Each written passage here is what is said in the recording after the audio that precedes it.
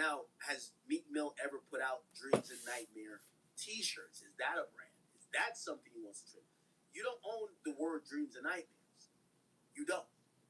So that's another thing that you're going to be educated about, or a lawyer is going to tell you, yeah, we don't have much of a case. Because when you do file for whether it's a copyright, trade patent, trademark patent, you have to specifically say what you're claiming you have some type of intellectual property or some type of first to, or that's within your brand rights to. And there's categories, right? So DJ Academics in Music could be a copywritten thing, but DJ Academics in Clothing might be challenged because there's something called Academics, just the clothing brand that's not mine. So you have to be very careful, and this might be, but again, also you're going at Nike. If you're going at Nike, you probably don't want to be asking niggas on Twitter. Like, you know what I mean? You might want to actually hire the lawyers. But I think we associate you with Dreams and Nightmare. I wouldn't say we associate that that's your brand. Right? Now, if this was a saying, like, scared money don't make no money, you might have a copyright argument where that quote has now become ubiquitous and is synonymous with you, and you made this popular. And even without a copyright, you may be able to pursue that for possibly some type of claim or challenge it. However, if you've never dropped Dreams and Nightmare Clothing, despite you dropping an album called Dreams and Nightmare and a song called Dreams and Nightmare Intro, it might be tough for you to even challenge it. Now, granted, Meek is one of those people that are probably like, yo, it's it's respect though, like, yo, it's gang, like whatever, like ghetto shit that black people, not black people, but niggas like me would probably just hinge on to try to make a point. Chime exists to help everyday Americans make it. When you get paid on your terms, the world opens up, and your people start to find you. That's when you're making it. Download the Chime app today.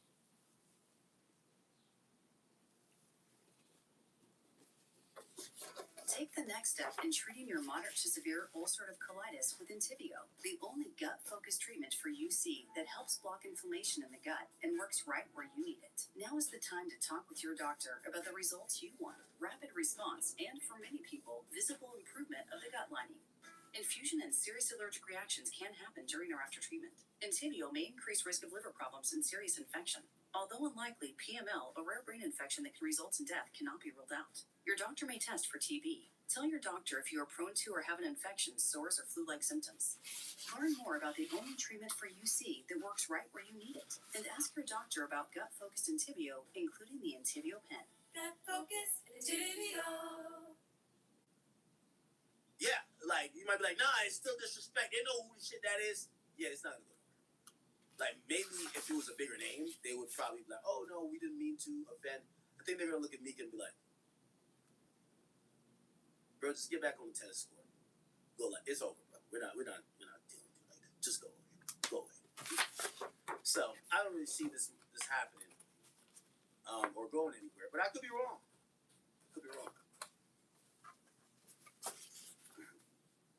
Come on, oh, you almost sound like Martin. No, there is certain uneducated black people who move like that, though. Really just niggas. It's like, you ever try to explain a rule to someone and they're like, nah, man, niggas still took my shit. No, we didn't take your shit. What happened is this is the rules of copyrights. This is the rules of patents. This is the rules of trademarks. You don't sell clothing. You sell clothing? Ah, man, I sold some merch back in the... Has this been your brand for selling? Now everybody know, man, I used to pray for times like this to about... Brother. Anyway. It's just ignorance. Yeah, it really is. It's ignorance. It's ignorance. Y'all are right. All right. I'm trying not to do a whole stream here. I think we're good so far. We're gonna call it. I'll bounce back out a little bit later. Today's a Friday. 1,700 y'all in here. Thank y'all. I really respect and appreciate y'all. And I will catch y'all a little bit later. Stash spot, I see. Oh, look at the stash spot with the gift. Oh, they give you some nice little things when you're gifting, and then you get subbed. Oh, nice. All right, bet. Yeah, I have my list of what we're talking about later. Don't worry, we'll get it. All right, chat. Love y'all.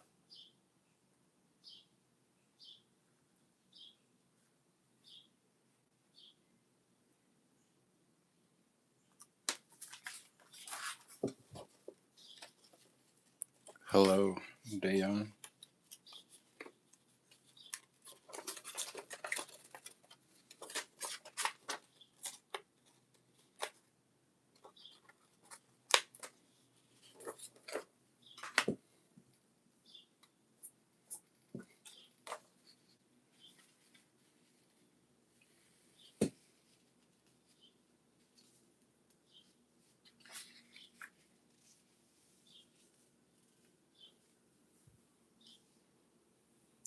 Nice cutting. Thank you, Dayon. I'm doing it for a t-shirt.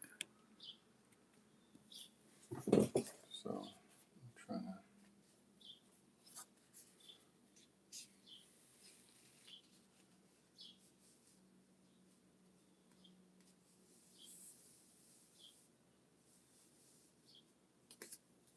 Like right there.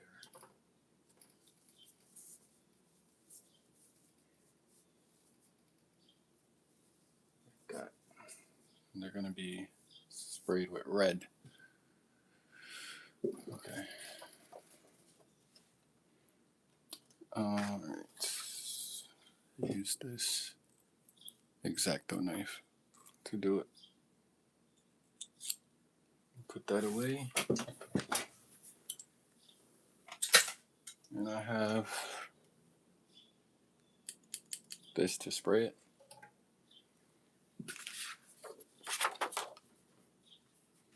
So, I'm going to fill it in. I gotta think how I'm gonna make sure it's lined up correctly because I can't see through the paper. So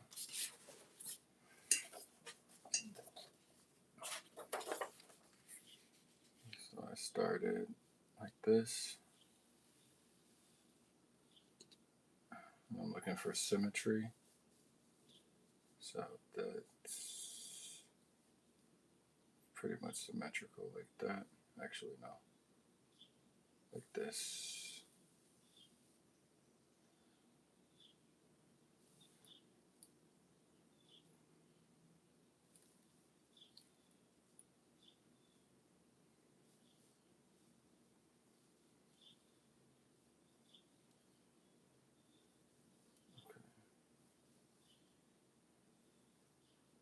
That's at the line. You know, I should just cut the sides. Let me just cut the sides so I can see. Because I can't see otherwise. I'm gonna cut the sides off.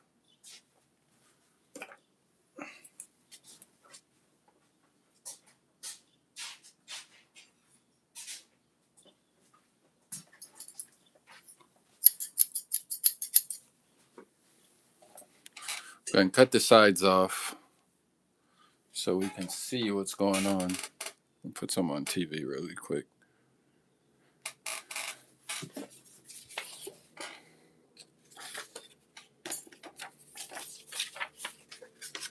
So we're gonna do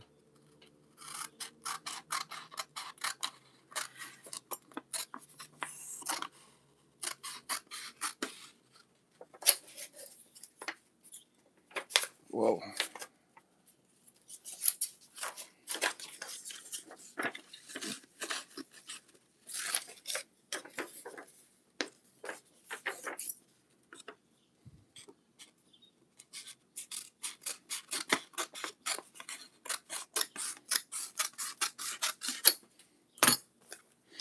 So now I should be able to see on the sides. That's a little bit better. I can see the lines. I can see about there. Okay.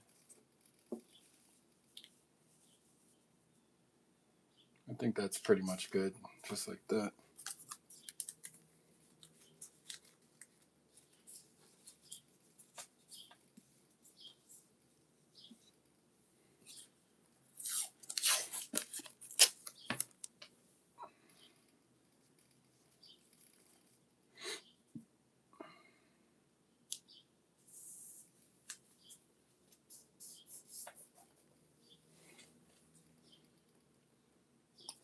close enough, right? It's close enough.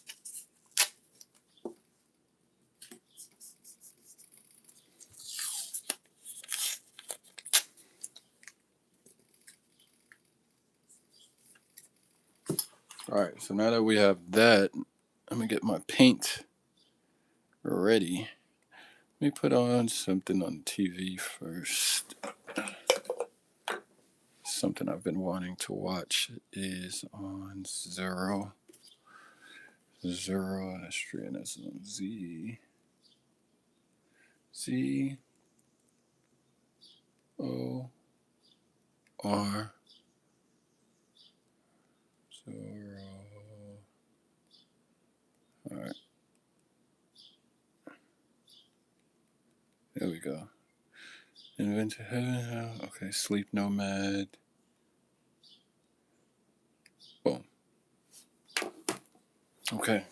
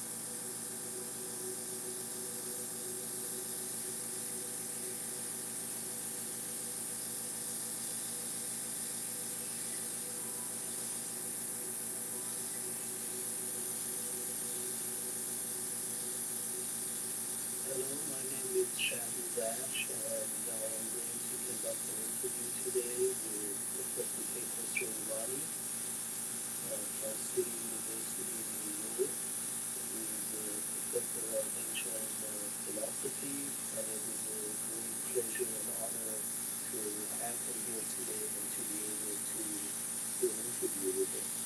We have individuals who have translated the Gospels, but yet their profession is translation, and they have lacked philosophical knowledge and understanding. It is like me translating an economic document, but there are certain terms in their interest rate, supply and demand, but yet I'm not an economist to understand it. So my job is to really translate it, and then Man, okay, let's see if I can fix that. to the economic department, let's say, of the university, and they're the experts to comprehend it. So isn't the best source of understanding Zarathustra's message, for most part, is to refer to philosophers who have studied it as opposed to translators?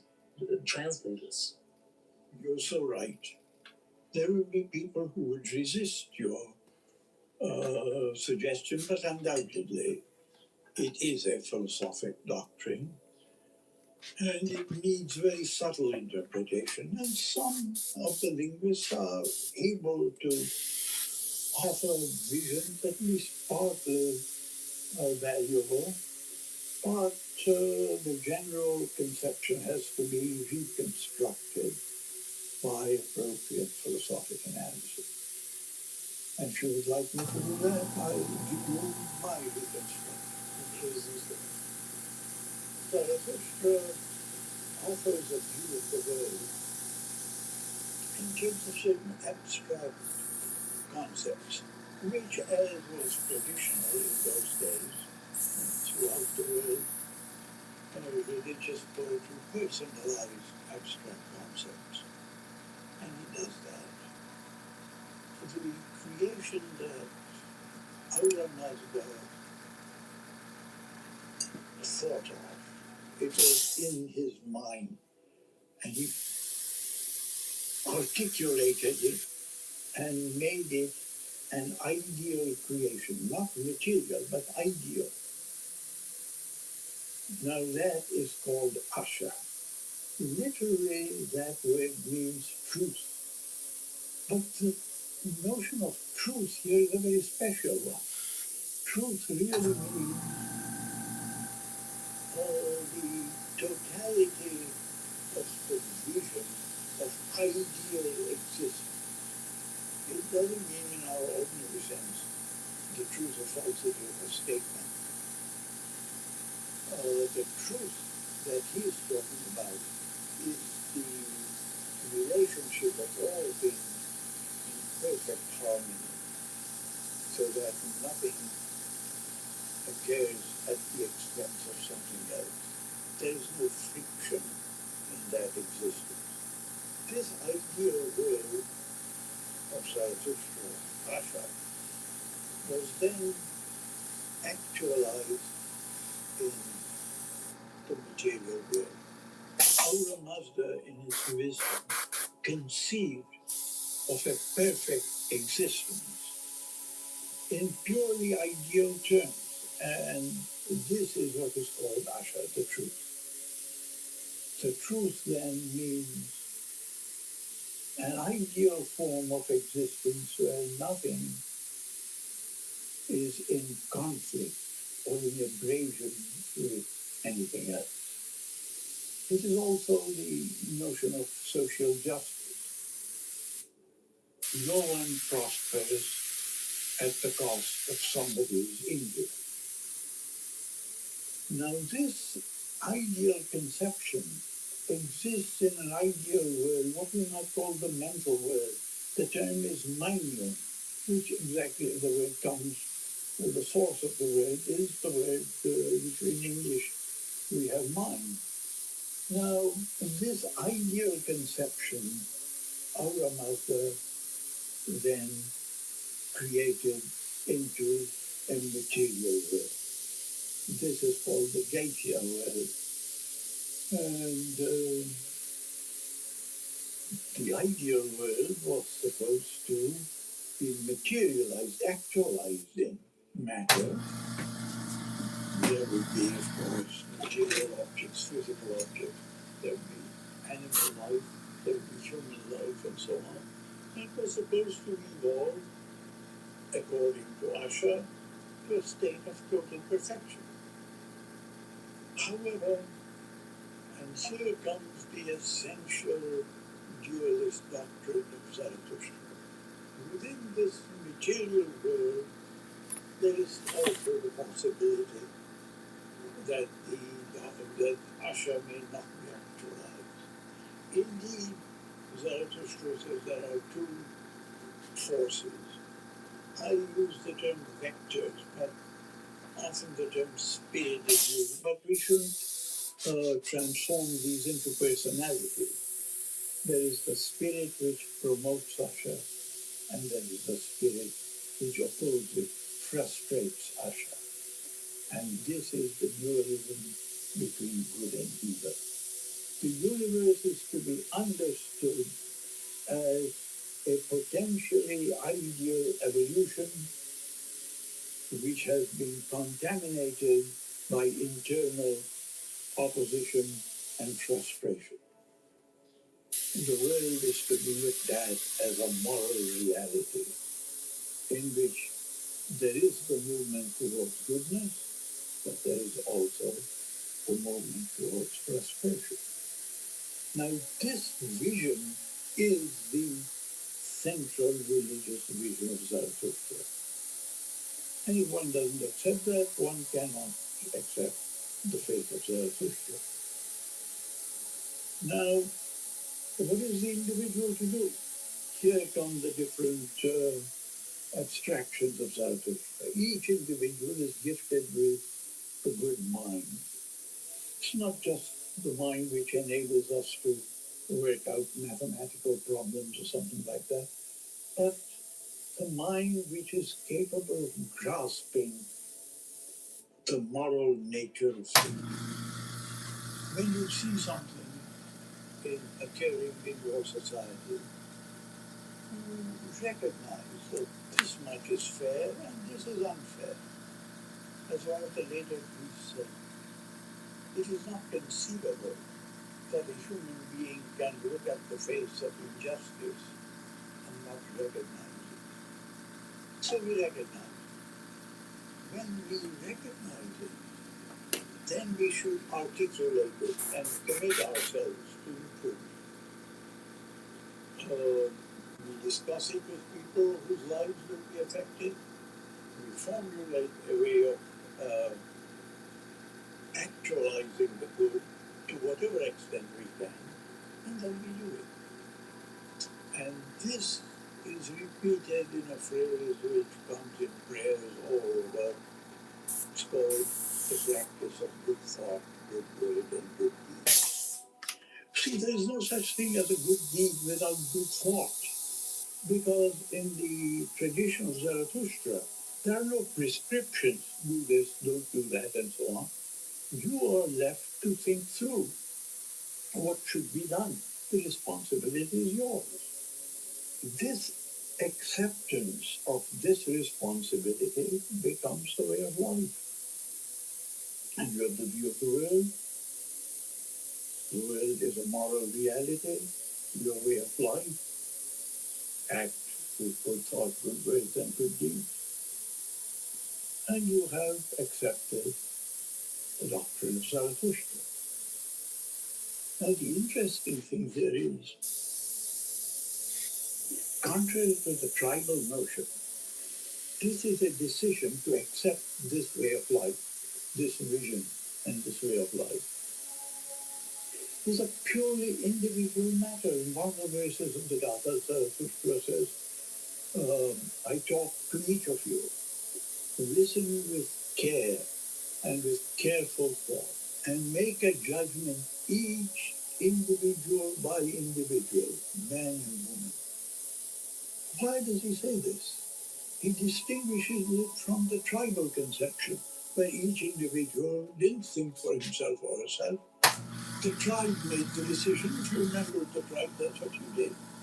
But here, each one is asked to make the decision, and each one is asked to bear the responsibility for that decision. You choose to live in this way, or you don't. And thus, what we have is a shift from the tribal to the individual, which has sometimes been called the first enlightenment, and recognition that you have to take the responsibility for what you do. And this is at the heart of it. It must have been a very strikingly different teaching. To us it appears rationally clear, but in a tribal society, this appears strange. Before Zarathustra, humans had a deterministic view of the world. They thought that each person had their destiny preset and their future was predetermined. And it seems after his arrival, we started gathering the notion that we are in control of our future, and that we are free, and that we can shape the future according to our own will. In the Gathas, there are two places where it talks about this power making responsible decisions freely. In one case, he says that Ahura Mazda made us such that he gave us this privilege of thinking and deciding and being responsible for the decision. But the individual's existence was so caught up with the notion of tribal existence that there was really no individuality. Everything was done in the tribe controlled the families controlled the individuals, and you see tribal life today in certain regions. we have the idea of Asha and its opposite, which is Daruj. And then we have the idea of free will. So there's this right and wrong idea situation, and we freely choose one of these. And then you have reward and punishment, which is the consequence of the choice. And based on the reward and punishment, we judge that. We judge what I like this outcome, but this. So we're constantly judging our actions based on whether I desire the outcome or not. And I guess that will ultimately lead into what people have become to understand as a final judgment. And how did I conduct my life? Accumulating, adding all of these rights and wrongs, and going to immortality. This is, I guess, how we get the idea or the notion of heaven and hell. What is this idea of the final judgment? Is this judgment something we render upon ourselves? Do we judge ourselves at the end, or is there some deity that judges? We developed this notion right from the start. We human individuals look at various circumstances of our lives and make decisions. We see alternatives of action and we choose one. How this choice is made is an important thing. Is it made with a good mind, with good intentions, with good thought? Now, what does this good thought mean? That you recognize the situation, you see that in some way it is flawed.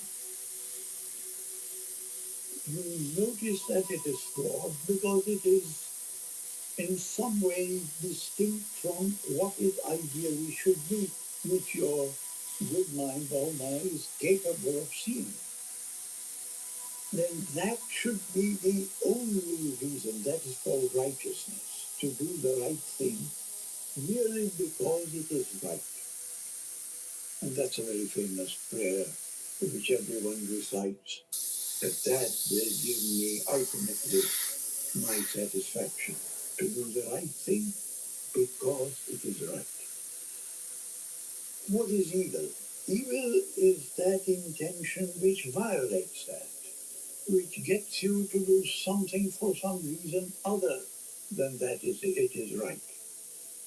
Some self-promotion or something else. One of the priests of the later Sasanian period said that I don't know how I feel about it. if they are kept pure. What is that? Algeria? Then why don't we do it? His son asked the high priest, why don't we do this? And the high priest says, because our mind is clouded. It is clouded mainly by two forces, greed and fear. When these move us, then we look for self-interest. We put that above the interest of the right and fail to act correctly. Well, in that case, we have failed in our responsibility.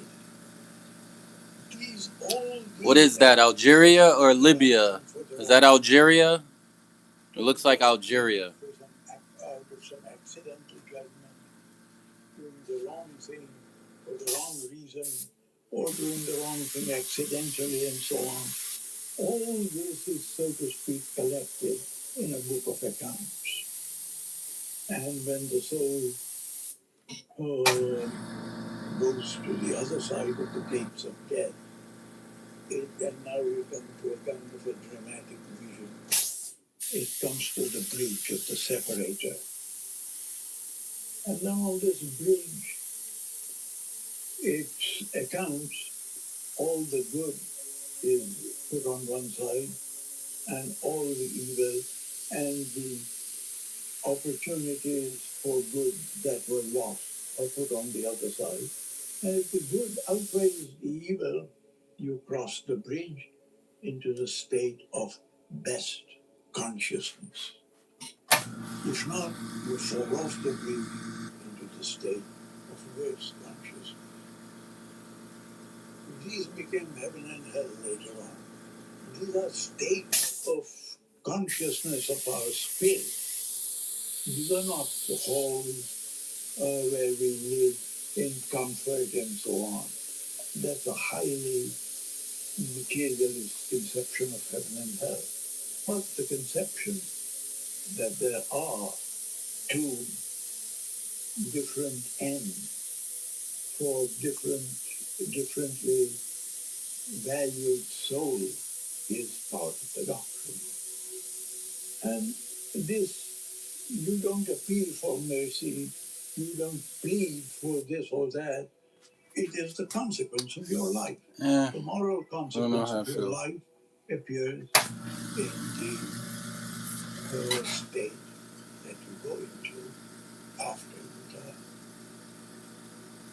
Going back to this heaven and hell, the idea of heaven and hell, we later on we developed the idea of Satan, or the devil character, so to say. And in Zoroastrianism, as you mentioned, we have this Serpenta Menu and the Angra Menu to the evil spirit and the Holy Spirit, or evil mentality or good mentality. Is the Satan a personification then of this Angra Menu? Exactly. Or the unholy spirit? Yes. You see what happens in every religion, in every teaching of the initial prophet. There is a spiritual message. Gradually, the spiritual message is promulgated to the people by the priesthood. And the priesthood requires the people to do this and that and so on, rituals of various kinds. And the message is mythologically degraded into standard stories of divine forces which look human. We already had standard Greek mythology, standard Babylonian mythology, standard Egyptian mythology. But with these reflective religions, like Zoroastrianism, the teaching of Zarathustra, or the Upanishadic religion, which come at the end of the Vedas, or the certain prophetic prescriptions in the Old Testament, the book of Isaiah, for example, where you have abstract commitments which are demanded of the religious person. But the priesthood gradually humanizes them. And now you do this, you pray to so and so, you do this and that. And there's a ritual. And as Bamsland once said, the priests have to construct rituals because they are by profession technologists. There's a technique of communicating with the divinity. And one day I was in a discussion, someone asked me, what do you need this technique for? And I said, this is a technique for getting into the good graces of the divinity, asking for this and that. First person, tell me precisely what this technique does. And I said, well, actually, I can't do that because this is a kind of the technology of beggary. You ask to do, give me this, give me better health, save my son, do that, so on. But that's popular. Max Weber, in his Sociology of Religion, says that with most prophets, the religious vision is given and offered by a charismatic character who makes this believable. And then gradually this person disappears And the priesthood then, and I'm now using the word of Max Weber, the priesthood develops the ritualization of charisma. And the chapter ends with this phrase. It may well be that in the end, the priest becomes the enemy of the prophet. Now, that's not always the case, but often. But the priest transforms the religious vision into techniques and practices and mythology. Satan is the mythologization of that force in opposition to Usher. Right. And then he became a person, and then there were all sorts of stories about him, and so on. Now I want to switch the subject to Greek philosophy. Mhm. And as to Herodotus, the Greek historian, for example, writes and states that the Zoroastrians taught their children three things. One is horse riding, the use of bow and arrow, and speaking the truth. Did this culture of truth come down from the Zoroastrian days? Oh, yes, without any doubt. But the notion becomes degraded because one often thinks of speaking the truth as merely not telling lies. But that is not the essence of the faith. The essence of the faith is grasping a deeper ideal reality. That's what understanding or grasping the truth is. For example, if you ask me, how many cups of coffee did you drink this morning? And I say one, when in fact I had two. Not that with I say, but that's not the kind of lie that Zarathustra is talking about. He's talking about the sort of thing in which I see that so-and-so has been treated unjustly.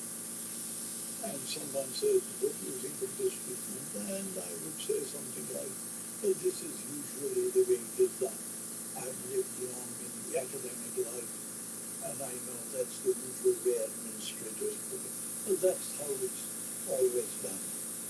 And I once told the president in a situation like that, somebody was very unfairly terminated. And I said, here is a competent person wishes to teach you. He has done nothing wrong. What has happened is that he is in a kind of a program that we don't want to promote. And I said, he is prepared to teach in an analogous one.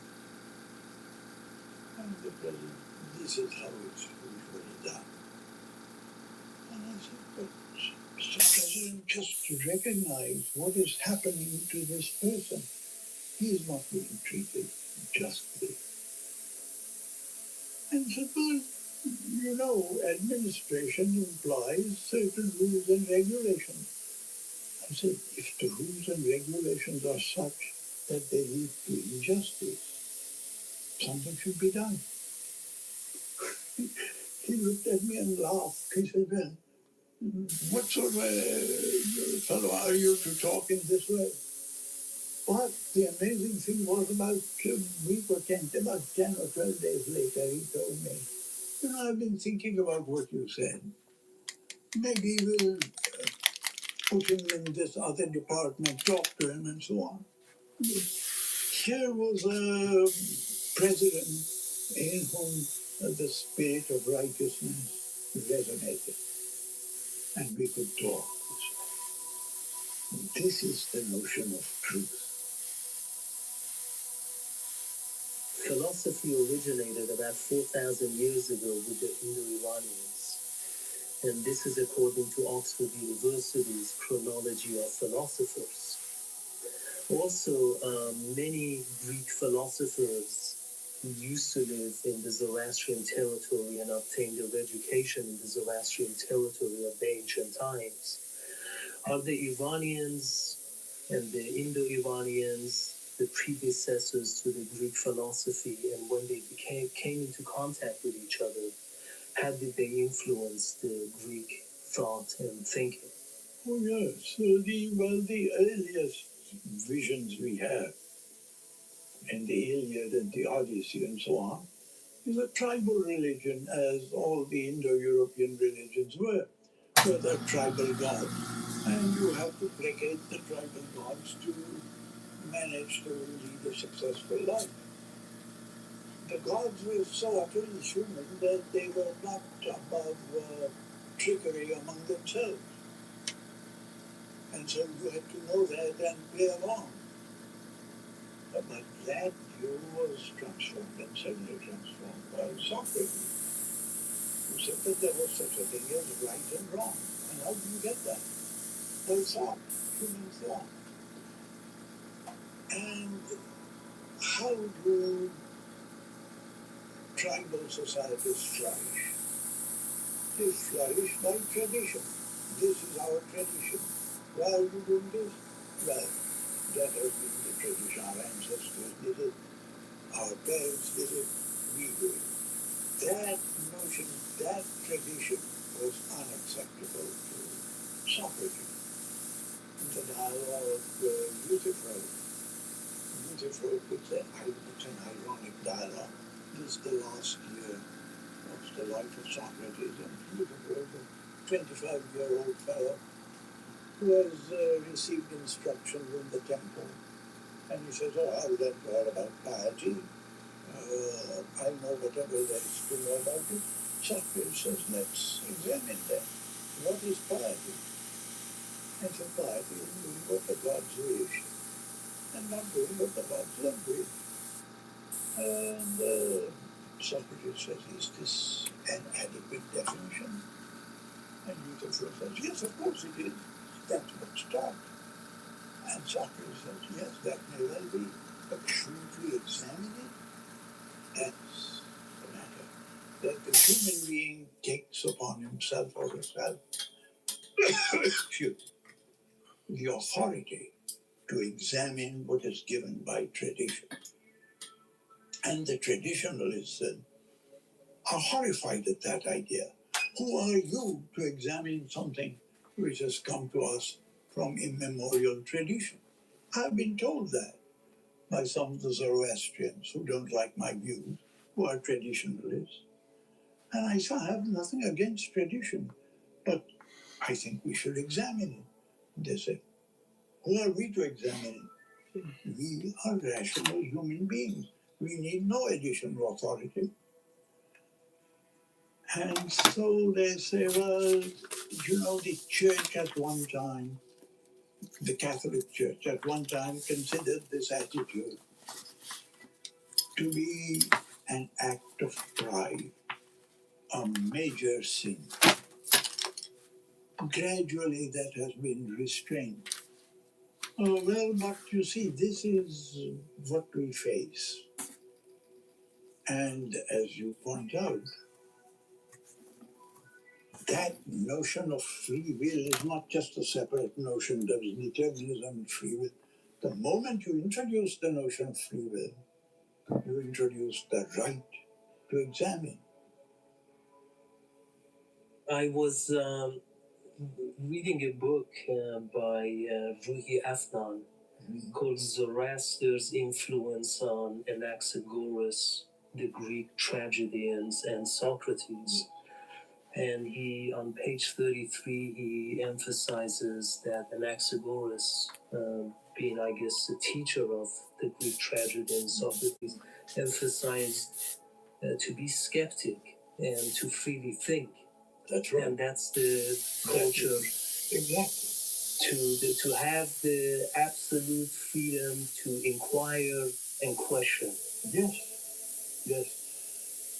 This is the Enlightenment. That's the concept of the Enlightenment. In the 18th century, this was raised by the French philosophers, by the English social writers, and by Immanuel Kant in Germany. Very he wrote an essay in German. What is quite clear? What is the Enlightenment? And he says the Enlightenment is the view where you accept the Latin phrase sapere aude. Sapere means thought.